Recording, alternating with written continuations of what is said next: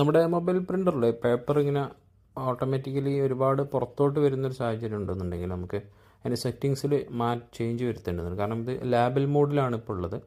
അത് മാറ്റി നമുക്ക് റെസിപ്റ്റ് മോഡിലേക്ക് ചേഞ്ച് ചെയ്യണം. ഓക്കെ, അപ്പോൾ TSPL എന്ന കമാൻഡിലായിരിക്കും ഇപ്പോൾ ഉണ്ടാവുക. അപ്പോൾ നമ്മൾ മെനു ആ സെറ്റിങ്സ് ബട്ടൺ പ്രസ് ചെയ്ത് കഴിഞ്ഞാൽ മെനുവിലെത്തും. നമുക്ക് അടുത്ത് താഴോട്ട് സ്ക്രോൾ ചെയ്യുന്ന സെയിം ബട്ടൺ തന്നെ പ്രസ് ചെയ്യാം.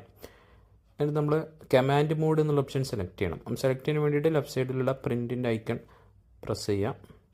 ശേഷം നമുക്കിപ്പോൾ ഓൾറെഡി സെലക്റ്റഡ് ആയിട്ട് TSPL ആണ്.